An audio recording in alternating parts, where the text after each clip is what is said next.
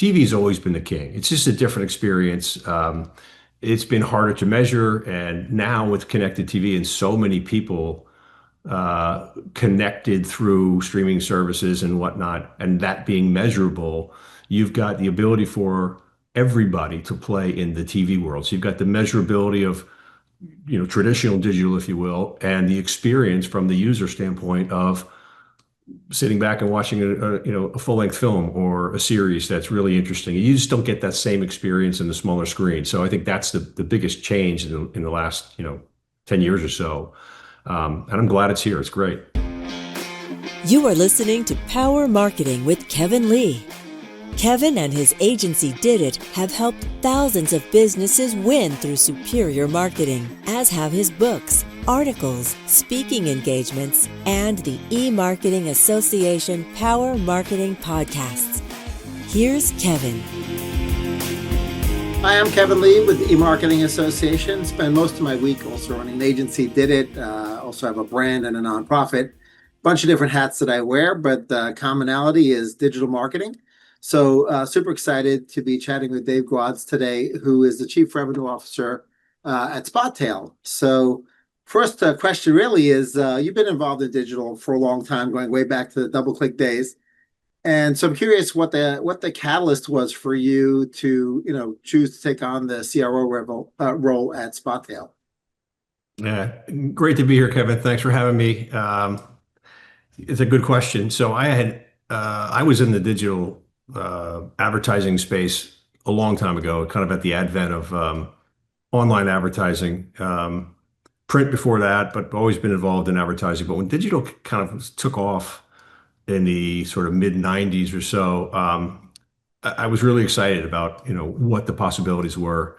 But after several years, probably 15 years or so, I got a little bit disillusioned with the shift from sort of the possibilities in the creative aspect. The misconception is that it takes big dollars to be on premium content. And the other misconception is it's too complicated, or it's out of my realm. I just want to run my business, and I don't have time for this, and I only have a receptionist and what have you. That doesn't necessarily have to be the case. So I think if brand owners and marketers, digital agencies would just use the tools available and let the tools do the work,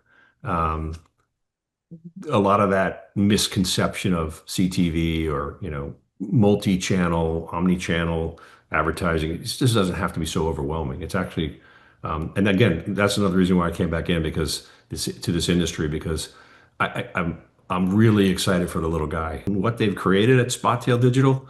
I decided, if I'm ever going to get back in, this is the time. So what they showed me and what it's evolved, even in the 4 months I've been there, have gotten me reinvigorated back into thinking that there's a really interesting opportunity for the small guy here to utilize connected TV and all the digital channels to promote their local brands in a way that was never possible before. So that's what got me back into the game. That's great. So, I'll be looking forward to delving a little bit more deeply into that. Okay. So obviously a lot has changed since the early days when you and I entered the space, and the first banners showed up that were sold on direct sold only, and then programmatic came in, and then pretty much everything went into some kind of an auction model, although you can still do direct deals in a variety of ways with deal IDs. And it's pretty complicated for a medium-sized or smaller marketer to sort of dig through all that. So what would you say the biggest change has been since you and I first got into the digital marketing world? Well, I think the biggest change really is connected TV, because you have, with the growth of online and mobile over the last, couple of decades, TV's always been the king. It's just a different experience.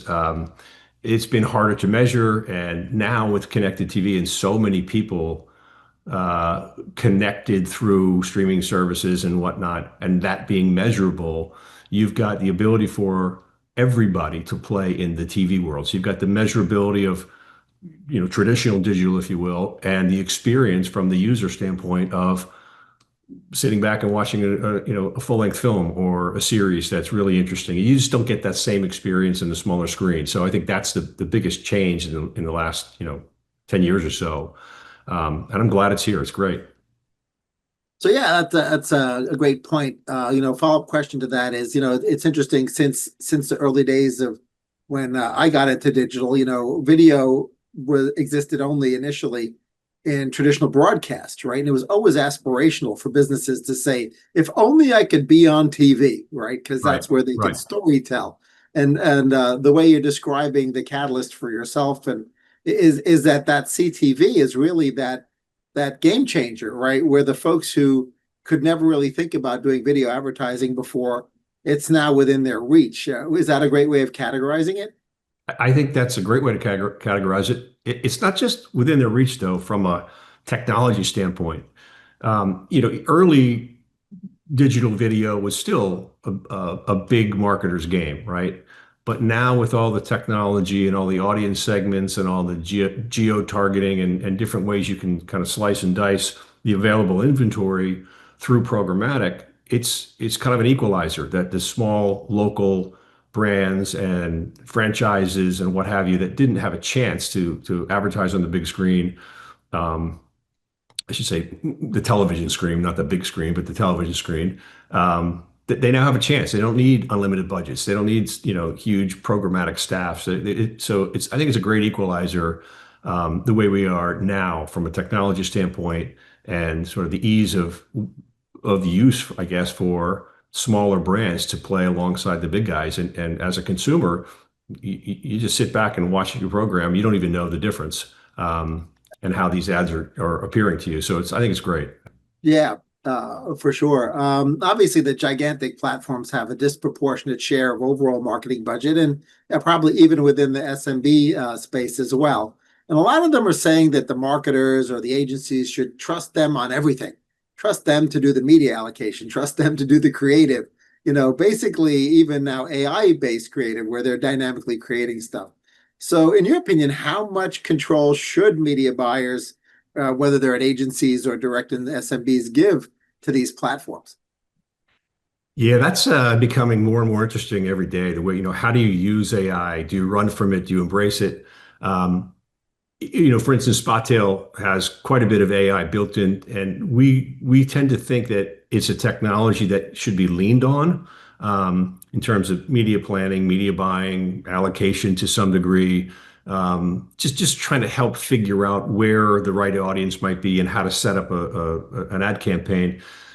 But the creative part to me is, I don't know that that's ever going to be solved by AI, because I mean, to me, AI can take your text from your website or your sales literature or what have you. It can take your images from your website and it can create a really interesting story. For instance, Streamer AI, which was just announced yesterday by Magnite, they do a good job of that. They collect a bunch of assets and turn it into a video for small guys. That's great. So AI can tell a story. The question is, does it tell the story, right? So if you think of the most interesting or memorable advertisements or commercials you've ever seen on television, um, I don't know that AI can recreate the emotion that is generated. Think of the Super Bowl ads. I have some favorites, and there's no chance that an AI engine could create the kind of emotion that I felt when I sometimes replay ads from 15, 20 years ago that I think are just incredibly well done, and it may make you laugh, they make you cry, whatever. AI can tell a story, but does it tell the right story? So I wouldn't necessarily think AI is going to take over the creative process to everybody. But if you need a quick and dirty, video commercial shot, if you're a small business and you don't have resources, and you'll never get that, Super Bowl ad quality, sure. But in general, there's a lot of tools that AI is good with in terms of numbers optimization. But there's also, I think there's a little bit of a thought that AI will take over a lot of the optimization. I think we all need to be careful with that, because it's very possible to optimize in the wrong direction, right? Whether it used to be, we back in the day at DoubleClick, we used to have this thing called click boosters, and we would force more ads to the websites and IP addresses and all the other data that generated a click. Well, it turns out that some of these clicks weren't necessarily, potential buyers. They were just people clicking on ads. And so a lot of the potential media spend would be pushed to areas where the result was wanted in a click to a website, but it really wasn't the right audience or the right consumer. So you got to be careful when you just hand it over to AI to do all that work for you. You got to keep an eye on it. That's I think is pretty sound advice. Yeah, I'd just want to drill in a little bit deeper because one thing I think is a little bit unique about the hyperlocal business community is both within traditional broadcast TV, but also outside of that. You continue to have the sort of charismatic or non-charismatic business owner that decides they're going to shoot their own ads, right? Mm-hmm. And there seems to be a level of forgiveness among audiences, like, okay, we'll let this guy who sells, this product or service be in their own ads, and they'll be a quirky personality, and somehow it'll make the ad more memorable and add that authenticity to the ad. I mean, if you think about, I don't know where you grew up, but in the New York area, we had Crazy Eddie, we had Tom Carvel, and nationally we had Frank Perdue, right? And here's some folks that made pretty memorable ads. Were they good at selling ice cream or chicken or electronics? Well, I'm not really entirely sure, but they were certainly memorable and they certainly told stories. And I do think that within the level of expectation of sort of production quality with the consumer is much more forgiving at the hyperlocal level than Pepsi or, Sony or Apple, right, in the ads that they expect to see on the Super Bowl. So I think that, many folks who are sitting on the fence at the local level should perhaps, think about that and say, maybe I should consider, being the star of my own ad, or maybe I shouldn't, right? But at least think it through and decide that, given with the rise of social media, perhaps people like the stories told by the business owners and are willing to actually appreciate the authenticity there. I agree to a certain extent. I mean, you mentioned three personalities that have probably 3 million you've seen over the years. So not everyone's cut out to be the spokesperson for in an ad. And so the fact that there's 99.9% are unmemorable, and you could tell, right, when you see a video ad that's poor quality audio, poor quality video, flat toned. Owner of to me it's cringy, and it's there are certain people who can pull it off as, yes, I'm the owner of my company, this is homegrown, I'm not spending a lot of money because I'm going to pass that saving on to you, but by and large, it screams of don't know what we're doing, let's shoot our own and not worry about what the results are. Anyway, but I hear a lot of good owner hyper-local audio ads on podcasts and things like that. I mean, to me, it's much easier to get away with that on an audio ad than on a video ad, which is a little more complicated, and the consumer's expecting some grand production. So, yeah, the term "face for radio" pops into my head. Yeah, exactly. Yeah. Anyway, so I think with AI, it hopefully will take some of that cringiness out of the small business owner, the local brand owner, trying to create it to cut costs and allowing AI to help. Again, it's becoming pretty easy to see where an AI video ad is done. But I think over time we'll all learn how to do it in a proper way and use AI or elements of AI, like stock video and stock images are used, and use parts of a commercial in AI mode and then overlay it with some human characteristics. I think there's some recipes there that could benefit the small guy. For sure. So one of the things that marketers of all kinds struggle with is this balance between, sort of creating and optimizing around upper funnel KPIs, around awareness and educating their prospects and customers, versus lower funnel KPIs when they're thinking about the media mix and how they create their creative. And if you think about the hyperlocal market, auto advertisements are a great example, right? There are some auto advertisements which are very much, showcasing the vehicle and making you feel emotional about the vehicle. And then you've got the thons, right? They run with either local dealers individually advertising or the multi-state, dealer associations creating ads that tend to be much more lower funnel, heavy call to action, promotionally driven ads.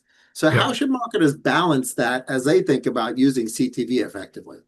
You know, I don't think it's just CTV, first of all. I think it's a combination of a lot of things. It's digital out of home, it's audio, it's online, and CTV, and a combination of that in terms of, what a budget will allow. And it doesn't have to be a massive media budget to do a good job with that. And there needs to be, especially with an automobile, I mean, there needs to be some reinforcement. You can't just hear one audio ad for a high-end car and go get it. It's a process of evaluation over time, and I think having online and CTV and audio and even some digital out of home reinforce that this is the right automobile for you. But I think in terms of KPIs, the great equalizers now allow the small local dealer not just to advertise and spend some money and hope that people walk on the lot, but to measure that with foot traffic attribution, and to see how many people who saw the ad then went to the website for that local dealer, then got to the lot to do a test drive. That is very measurable now, even for small guys. We do have some auto dealers that use Spottail, and they're learning. They're not they're small guys in kind of the middle of the U.S., and this is all new to them, and we're trying to help them along. And the budgets aren't massive, but they're learning that with the right mix, they can start to measure and do things a little bit differently. Then they'll use the same creative till it's time to change. But a few years ago, it was I hate to use some of these old you just didn't know where your advertising was going. You just hoped that you had to spend because you needed someone to get on the lot or into your store. But now you can measure all that, retail visits and obviously clicks to the website and conversions on online e-commerce type things. Those are all measurable, but so is CTV to a certain extent, and how that drives in-store traffic is all measurable too. So you mentioned creative burnout.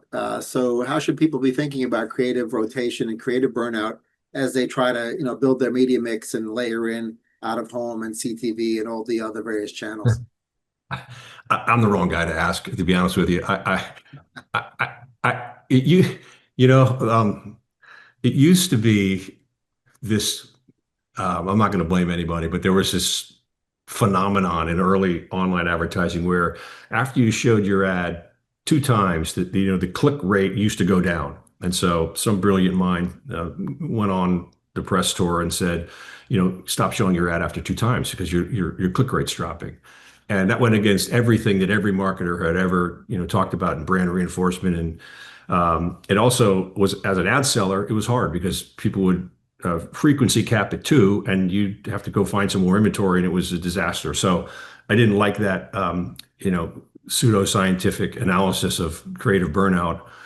If you're looking for a click, there's some metrics that'll allow you to sort of figure out when that creative burnout is. But I think that's one of the things where this is more art than science to a certain degree. It always will be, in my opinion.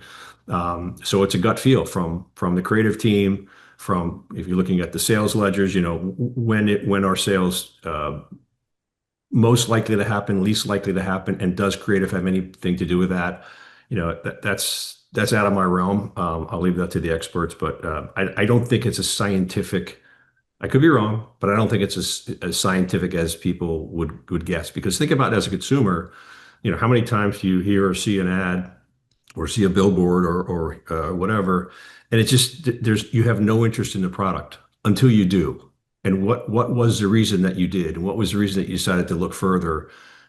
Was it because you saw it for the 14th time, or was it because something in your life changed and now you're ready for it?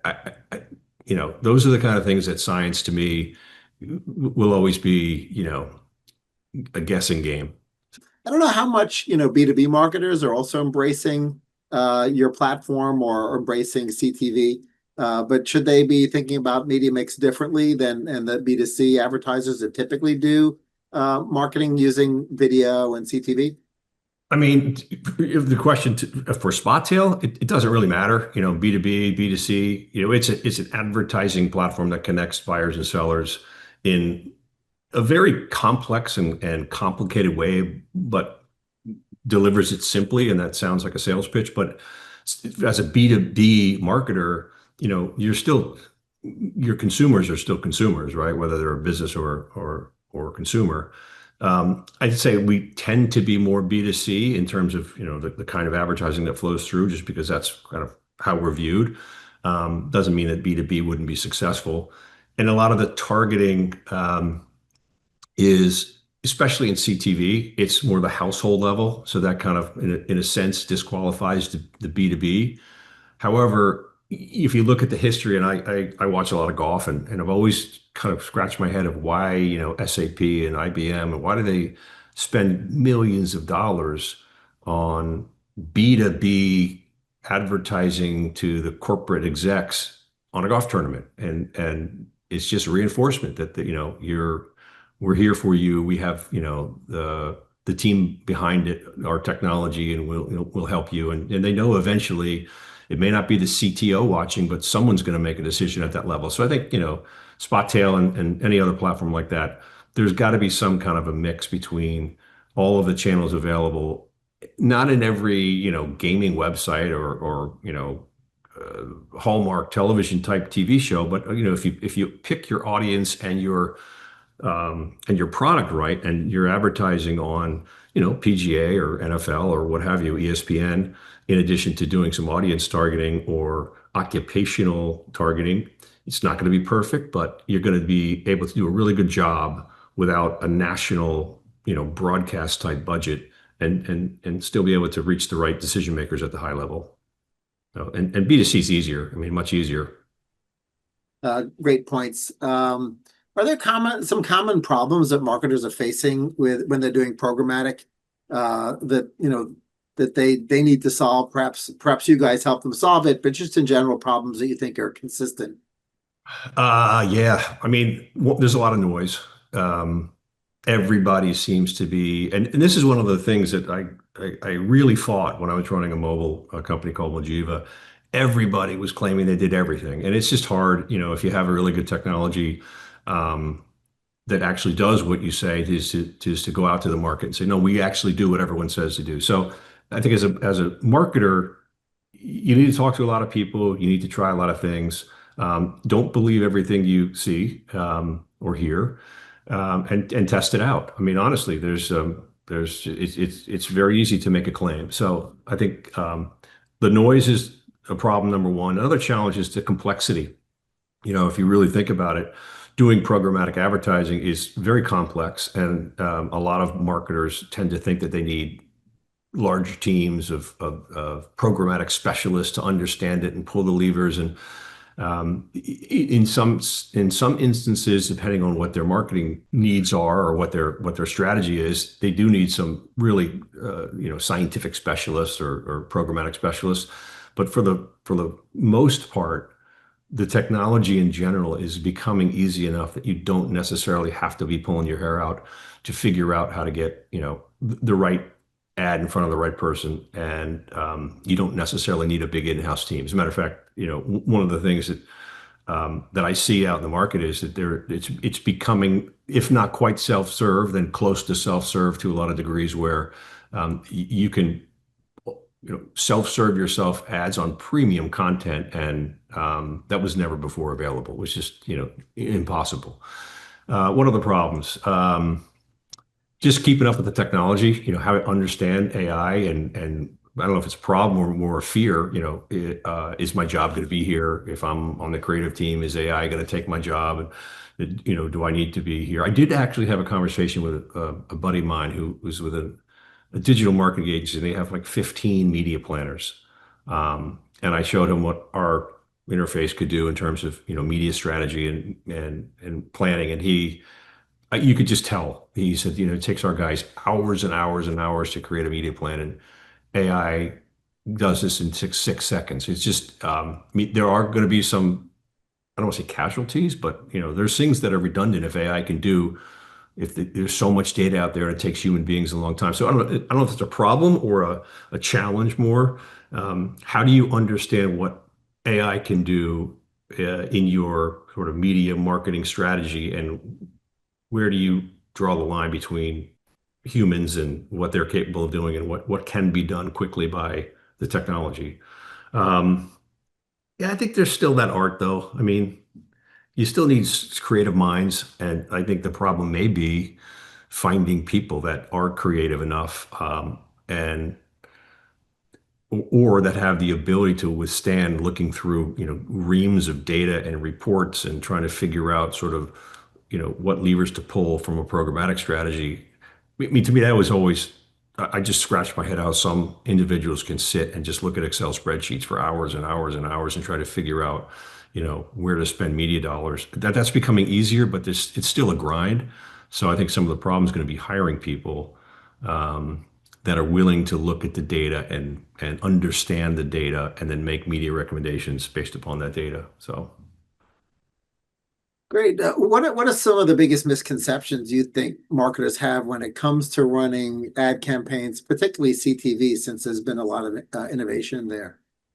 yeah, obviously budget, right? It used to take a big budget to be on television screens, and now the misconception is it's still kind of out of reach. I'm a small, home improvement company, all of a sudden what I can advertise on the NBA or on live sports or on ESPN or that's crazy. Never thought like that. So the misconception is that it takes big dollars to be on premium content. And the other misconception is it's too complicated or it's out of my realm. I just want to run my business and I don't have time for this, and I only have a receptionist and what have you. That doesn't necessarily have to be the case. So um, I think if brand owners and marketers, digital agencies would just use the tools available and let the tools do the work, um, a lot of that misconception of CTV or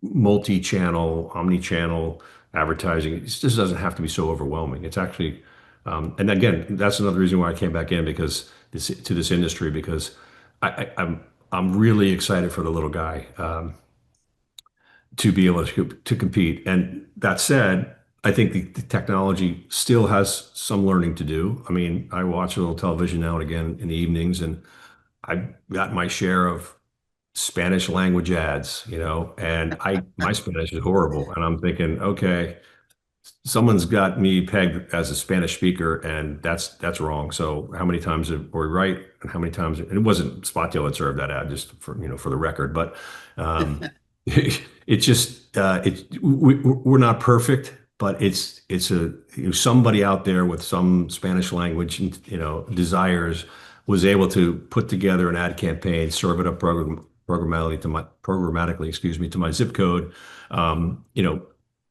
They got some parts right. They got the Spanish language part wrong. That will work over time. But I think it was really, and the more television I watch, the more local ads I'm seeing, which you never used to see before.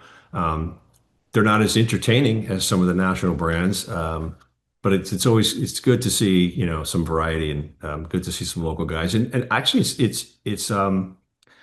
I find it to be educational because again, I'm not in the market for a new gutter or a new roof or whatever until I am. And if I've seen the local guy and he looks like a reputable, honest company, when it's time for me to get a new gutter, I think I know where I'm going. So I'm happy that localization has come to the big screen or the television screen and in programs that I'm watching, right? It's not jammed to me in every website I visit. So. Yeah, it's a great point. I mean, my agency actually has a direct mail division, and so we mail millions of pieces of direct mail. And one of the things that's now available is to hyper target the same households that you're mailing to with CTV, right? So that's super powerful because you can reduce waste, right? Only target the same households. It's not perfect, right? Because you don't get 100% match rate, but the idea that at least some significant portion of your direct mail campaign is going to get a reinforcing message via programmatic display, via programmatic audio, via programmatic CTV. Right. It makes for some really fun stuff that you couldn't do before. Right. And to that point, let's segue into sort of your Spottail's digital approach being different, right? So certainly you talked about the crowded market and the perceived complexity for the buyer, right? And so, what's you guys' approach that's different from the other options that folks may have, be getting calls from sales teams or seeing at conferences and shows? Yep. So that's a great question. Thank you. Spottail's tech team came from a variety of demand side platform engineers and operators, and they all kind of collectively took the best of their prior careers and decided to create a technology that really was so simple and the interface so easy to use that the goal is to be self-serve if you want to. That said, it's got all these bells and whistles that I didn't think were possible years ago. Obviously AI is an interesting part of it. There's a lot of AI functionality that's helpful. Again, it doesn't require anything. You don't have to use it if you don't want to. There's ways to go look at, for instance, pacing reports. And instead of now like looking through reports, if you have 50 ads running and you want to see which ones are pacing on time or lagging behind, you used to be able to have to go in and check them out. You still can, or you can just ask our AI agent, hey, tell me which ones are in trouble. And within 2 seconds, you know where to look, what the issues are, that kind of stuff, really interesting. But I think the ability for, just a mid-sized marketer to advertise omni-channel, do some YouTube TV, do some Netflix, have some live sports, local news, and do digital out of home or some select podcast and be able to curate a lot of that product and then overlay. We have some 300,000 audience segments. I mean, it's really simple. I guess I want to say we're a really good equalizer. We're not the biggest out there, but we have access to some 90% of all CTV inventory. It's not, and it's all transparent. You can see where the deals are. So again, not to give a sales pitch, but to me, having a demo where I show the platform to somebody, it's just a good, comfortable feeling because you see that they say, wow, this is not nearly as complicated as I thought before we set this meeting up. This is super simple. So we've got some pretty decent sized marketing agencies, some brands who are very pleased with the fact that this is not going to cost them having to add 2 or 3 people to figure out this platform. They've already got the talent they've got to figure it out now. One thing I should say, which is an interesting thing, and I didn't know this going into Spottail, but this platform has actually become a necessary lifeline for publishers, especially as a lot of digital publishers are seeing their traffic drop through Gemini, Google Gemini, kind of surpassing or usurping the traffic, and answering the query from the search bar instead of passing it to the publisher. And these guys are looking for a way to sell something because their digital inventory is dropping. So they're reaching out and building audience extension segments on connected TV, in audio, and et cetera, and other parts of online. And we're talking to some really well-known newspapers. We actually have newspapers already on the platform where their sales team were kind of hitting a wall trying to figure out what to sell because their traffic had dropped so drastically, and obviously their print product has been dropping for a long time, and they're excited to now reach out and say, hey, can you build this audience for me? I've got a local law firm that wants, they have more to spend and I can't give them any more. So to me, that's an interesting element to this whole thing. Is it's not just a buying platform, if you will. It's actually a white label platform for sellers to sell themselves and use, the rest of the digital universe to fill in for the budgets they're not getting. So that's really interesting for me. It's just incredible to me that a newspaper guy can now sell connected TV and digital out of home without leaving his chair. And instead of getting 5% of some advertisers' budget, they're getting 25, 30%. They've already got that relationship. So it works out pretty well.